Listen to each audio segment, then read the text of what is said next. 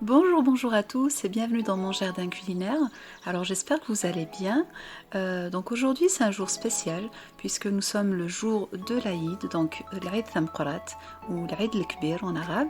Alors pour cette belle occasion, je vous ai préparé un incontournable de la table du matin de l'Aïd chez nous, dans ma famille et dans ma région.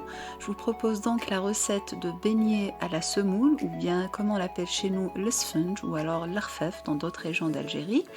Donc c'est un beignet super moelleux et super savoureux. Je vais vous le préparer comme nous le préparons dans ma région. Alors avant de passer à la préparation de ce beignet, je vous invite, si vous êtes nouveau sur ma chaîne, à vous abonner. Donc c'est totalement gratuit.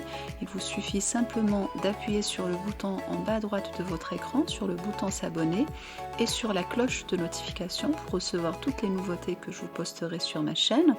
Alors sans plus tarder, je vous invite maintenant à me suivre pour la liste des différents ingrédients et pour la réalisation de nos beignets. Donc je vous retrouve tout de suite.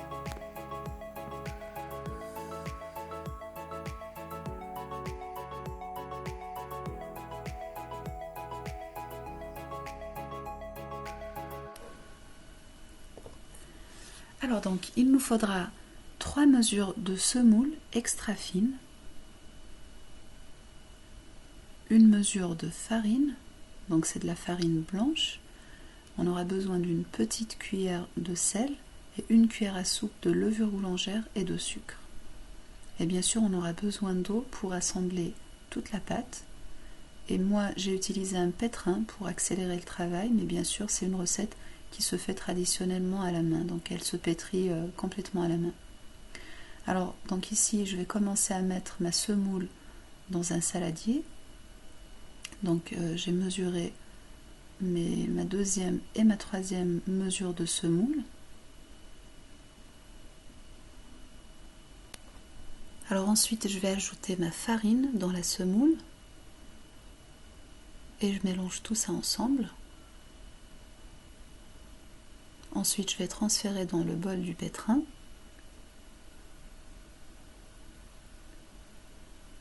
Et là, du coup, j'ai pris donc 2 mesures d'eau. Donc vous allez voir, à la fin, on aura besoin au total de 2 mesures et demie maximum. Donc là, j'ai pris à partir d'une mesure, donc j'ai pris une petite quantité d'eau que j'ai chauffée au micro-ondes pour activer donc ma levure de bière. Et là, donc pendant que la levure s'active, je vais commencer la réalisation de ma pâte. Donc je vais tout simplement incorporer l'eau dans le mélange farine plus semoule, pendant bien sûr que le pétrin tourne. Et donc là, j'ai déjà mis ma première mesure d'eau. Là, je commence la deuxième et vous voyez que ma pâte commence déjà à se former. Donc je continue d'ajouter l'eau jusqu'à ce que toute ma pâte commence à bien se former, donc jusqu'à ce que la pâte s'assemble. Donc ici j'ai fini ma deuxième mesure d'eau. Et donc là vous voyez un peu la texture qu'on commence à avoir. Et bien sûr le pétrin on continue de le faire tourner puisque là c'est de la semoule, donc elle a besoin de pétrissage d'un petit moment.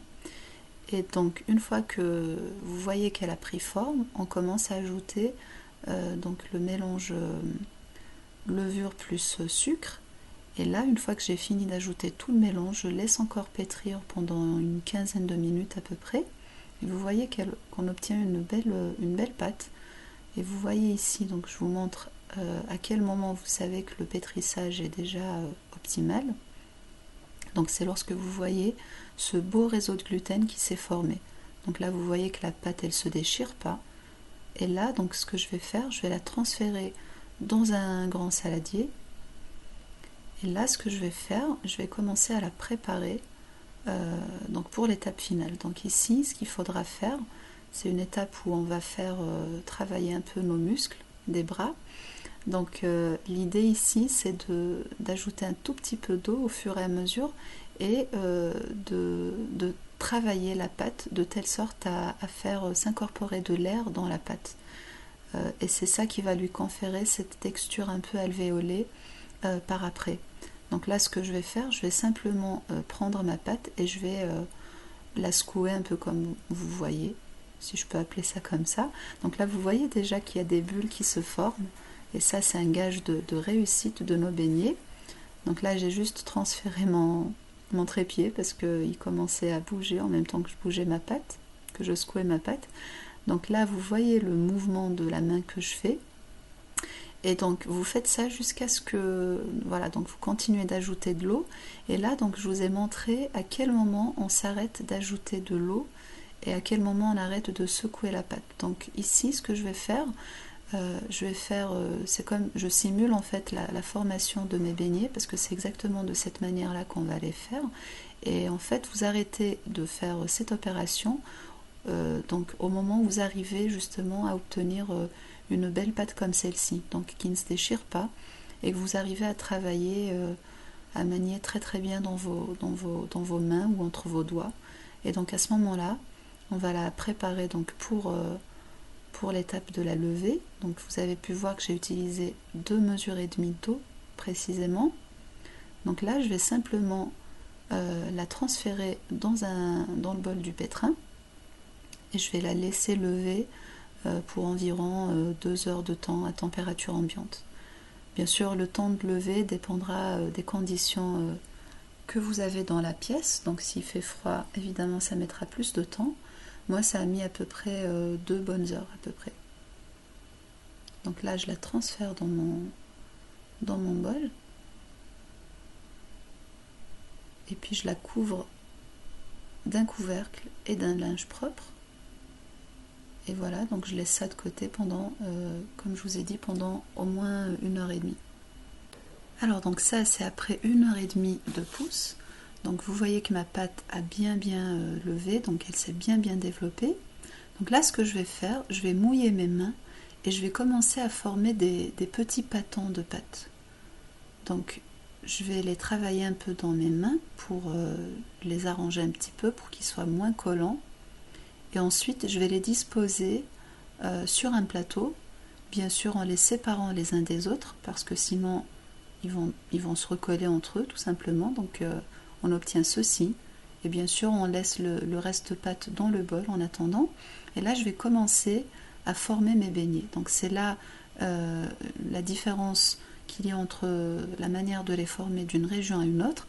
Donc nous, en fait, dans notre région, on les fait complètement dans nos mains. Donc comme vous voyez, je la mets sur mes doigts, donc les 4 doigts de chaque main, bien sûr en n'incluant pas le pouce. Et là, le pouce, en fait, il va servir pour arranger un peu la pâte sur les bords. Et l'idée, c'est de l'affiner complètement au milieu, de sorte à former comme une sorte de dôme, en fait, comme vous le voyez. Voilà, et ensuite, on va tout simplement la mettre dans la poêle pour la cuisson. Donc ici, je vous montre un autre exemple, comme ça vous pouvez suivre. Alors j'espère que mes explications sont claires, mais sinon, parfois, l'image elle est plus explicite que les paroles. Donc il vous suffit de suivre un peu à l'image ce que je fais, le mouvement de mes doigts. Donc là, vous voyez que je l'affine complètement au milieu.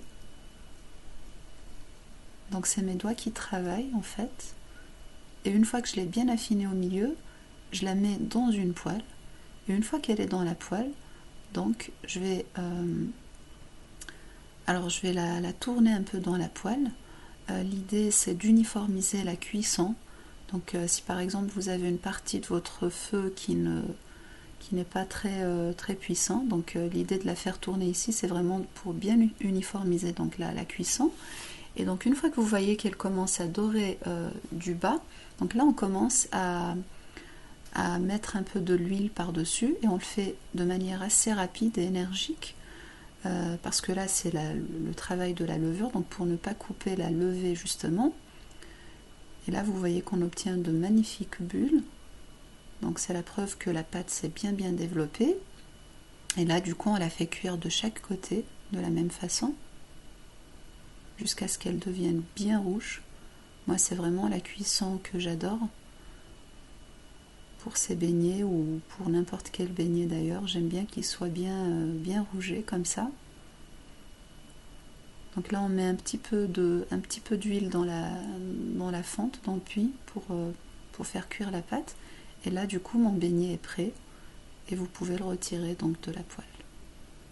Voilà, voilà.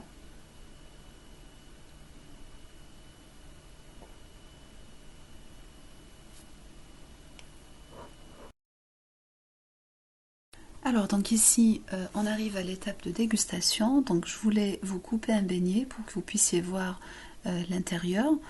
Donc bien sûr on attend qu'ils refroidissent complètement afin de les déguster.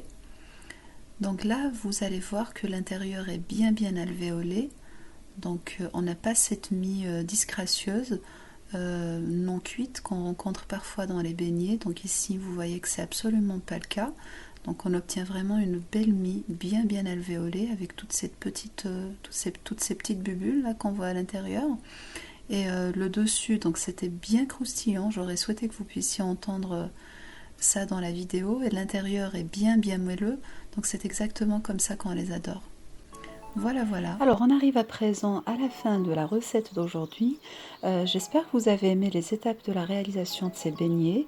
Alors si c'est le cas, faites-le moi savoir en me faisant un petit j'aime, en cliquant sur le pouce en bas de la vidéo. Laissez-moi également un petit commentaire, c'est toujours un plaisir de lire vos commentaires. N'oubliez pas également de vous abonner à ma chaîne et n'hésitez pas à partager le lien de ma chaîne avec vos amis et vos familles. Alors avant de vous dire au revoir, permettez-moi de vous souhaiter une très heureuse et magnifique fête de l'Aïd. Donc العيد نون تمربوح ان شاء الله كل سكون يديا في بخير امكون وين امتوشولين نون عيدكم مبروك وكل عام وانتم بخير بألف خير. Passez de magnifiques moments avec toutes vos familles. Donc moi je vous retrouve très bientôt pour une nouvelle recette sur mon jardin culinaire et prenez bien soin de vous. À bientôt.